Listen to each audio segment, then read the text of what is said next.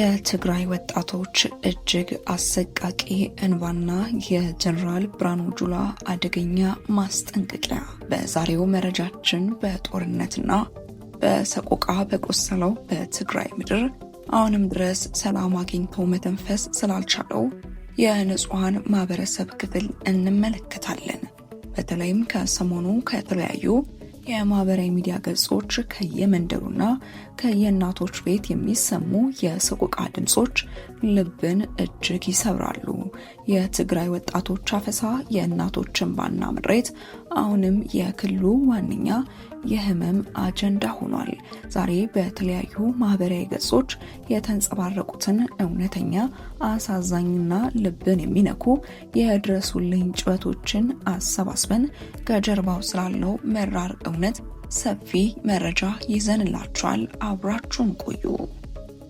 ከ2 ዓመታት በላይ የዘለቀው አስከፊ ጦርነት ካደረሰው ሰብአዊና ቁሳዊ ውድመት በኋላ በትግራይ ህዝብ ዘንድ አንጻራዊ ሰላምና መረጋጋት ይመጣል የሚል ትልቅ ተስፋ ነበር። ነገር ግን ከሰሞኑ በማህበራዊ ሚዲያዎች በፌስቡክ፣ በትዊተርና ቲክቶክ ላይ የሚወጡ መረጃዎችና አጫጭር ምስሎች የሚያሳዩት ሌላ መራር እውነታን ነው። በተለያዩ የትግራይ ከተሞች በመቀለ፣ በአክሱም፣ በአዲግራትና በሌሎችም አካባቢዎች ሰፊ የወጣቶች አፈሳ ወይም የግዳጅ ስብስብ እየተካሄደ መሆኑን ነዋሪዎችና የመብት ተሟጋቾች በምሬት እየገለጹ ይገኛሉ። ወጣቶች ከመንገድ ላይ ከስራ ቦታቸው አልፎ ተርፎም ሌሊት ከቤታቸው የተወሰዱ መሆናቸውን በህዝቡ ዘንድ ከፍተኛ ድንጋጤና ስጋትን ፈጥሯል። የዚህ አሰቃቂ ድርጊት ቀጥተኛ ሰለባዎች ወጣቶቹ ብቻ አይደሉም። ልጆቻቸውን በስቃይ አሳድገው ከጦርነቱ ፍጅት አትርፈው ዛሬ ደግሞ የት እንደደረሱ ማወቅ ያቃታቸው እናቶችም ጭምር ናቸው። በትግራይ እናቶች ዘንድ የሚሰማው ለቅሶና ዋይታ የማህበራዊ ሚዲያዎችን እያጨናነቀ ይገኛል። አንዲት እናት በቲክቶክ ገጻቸው ላይ በከፊል ትግርኛና አማርኛ እየተናገሩ በከፍተኛ ለቅሶ የገለጹት ሀሳብ የብዙዎችን ልብ ነክቷል። በደምና በስቃይ የወለድኩትን ልጄን ካለፈው ዓመት ያተረፉትን ብቸኛ ረዳቴን ሰርቀው ወሰዱብኝ። የት እንዳለ አላውቅም። ህይወቱ ማረፉን ወይም በህይወት መኖሩን እንኳን የሚነግረኝ አጣው። እግዚአብሔር ሆይ የትግራይ እናቶች ማፀን ሁልጊዜ ለቅሶ ብቻ ነው ወይ የሚወልደው? እንባችን የሚጠረገው መች ነው? እነዚህ እናቶች ልጆቻቸውን ለምን እንደፈለጉ ወዴት እንደሚወስዱና የወደፊት እጣ ፈንታቸው ምን እንደሚሆን የመጠየቅ መብት እንኳን ተነፍገዋል። ይህ አይነቱ የስነ ልቦና ስቃይ ማህበረሰቡን ወደ ከፋ ምሬትና ተስፋ መቁረጥ እየመራው እንደሆነ ከማህበራዊ ገጾች የምንረዳው እውነት ነው። ለመሆኑ ይህ አፈሳ ለምን አስፈለገ? በማህበራዊ ሚዲያ ላይ የሚንሸራሸሩ የፖለቲካና የደህንነት ተንታኞች እንዲሁም የአካባቢው ነዋሪዎች የተለያዩ ምክንያቶችን ያስቀምጣሉ። በርካታ ምንጮች እንደሚጠቁሙት በክልል ውስጥ ባለው አጠቃላይ የፖለቲካ አለመረጋጋትና በኃይሎች መካከል ባለው ሽኩቻ ምክንያት የወታደራዊ አቅምን ለማጠናከር የወጣቶች የግዳጅ ምልመላ ሊሆን እንደሚችል ይገመታል። ሌሎች ደግሞ የወቅቱን የፖለቲካ አስተዳደር የሚቃወሙ ወይም የተለየ ሀሳብ ያላቸው ወጣቶች የጸጥታ ስጋት ናቸው በሚል ሰበብ እየታደኑ መታሰራቸውን ይናገራሉ።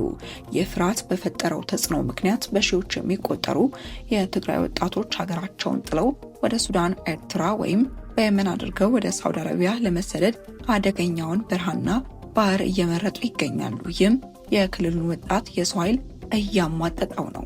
በአሁኑ ሰዓት በማህበራዊ ሚዲያ ላይ የተለያዩ ሃሽታጎችን በመጠቀም ዓለም አቀፉ ማህበረሰብ የሰብአዊ መብት ተሟጋቾችና የኢፌዴሪ መንግስት በትግራይ ላይ እየተካሄደ ስላለው ህገወጥ አፈሳ ትኩረት እንዲሰጡ እየተጠየቀ ነው።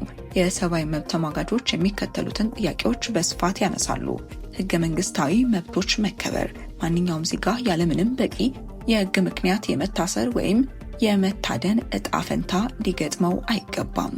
የታሰሩ ወይም የተወሰዱ ወጣቶች ያሉበት ቦታ ለቤተሰቦቻቸው በግልጽ ሊነገርና የመጠየቅ መብታቸው ሊከበር ይገባል። ሌላኛው የፕሪቶሪያው የሰላም ስምምነት ለህዝቡ እውነተኛ ሰላምና ነጻነትን ሊያመጣ ይገባል እንጂ አዲስ ፍርሃትና ጭቆናን መውለድ የለበትም። የተከበራችሁ አድማጮቻችን፣ የትግራይ ህዝብ ካለፈው የጦርነት ቁስሉ ገና አላገገመም። እናቶች የሞቱት ልጆቻቸውን እያለቀሱ የተራቡትን እየመገቡና የወደሙትን ቤቶቻቸውን ለመገንባት በሚጣጣሩበት በዚህ ወቅት አዲስ የእንባና የሰቆቃ ምዕራፍ መከፈቱ እጅግ አሳዛኝ ነው። ማህበራዊ ገጾች የጩኸትን ያህል በየቀበሌውና በየመንደሩ የሚፈሰው የእናቶች እንባ አሁንም ሰሚ ይፈልጋል። የሰው ልጅ በገዛ ሀገሩና በገዛ መንደሩ በነፃነት የመኖር ሰርቶ የመለወጥና የማደግ መብት አለው። በትግራይ ምድር የሚሰማው የድረሱልኝ ጩኸት ቆም ብሎ ማሰብና አስቸኳይ መፍትሄን የሚሻ ታላቅ የሰብአዊነት ጥሪ ነው። ወደ ቀጣይ መረጃችን ስናመራ በቀይ ባህርና በአፍሪካ ቀንድ የሚታየውን አለመረጋጋት ተገን በማድረግ ኢትዮጵያን ከባህር በር ለመከልከል የሚደረገው ሴራ ስሙን ቀይሮ መቀጠሉን ፊልድ ማርሻል ብርሃኑ ጁላ አስጠነቀቁ። በሀገር ውስጥ ግጭቶች እንድንጠመድ የሚፈልጉ ታሪካዊ ተፈናቃዮች ከውስጥ ተላላኪዎች ጋር እየሰሩ ነውም ተብሏል። ተመራቂ መኮንኖችም የሀገሪቱን ወታደራዊ ዝግጁነት እንዲያጠናክሩና ብሔራዊ ጥቅምን እንዲያስጠብቁ ጀነራሉ ጥሪያቸውን አቅርበዋል።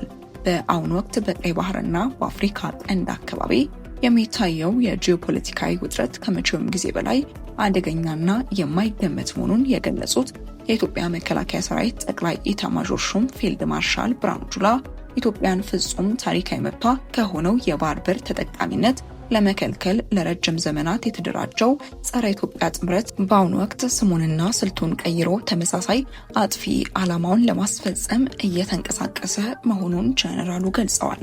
ጠቅላይ ኢታማዦር ሹሙ ይህንን ያስጠነቀቁት በብሔራዊ መከላከያ ኮሌጅ የከፍተኛ መኮንኖችን ምረቃ ስነስርዓት ባካሄዱበት ወቅት ባደረጉት ንግግር ነው።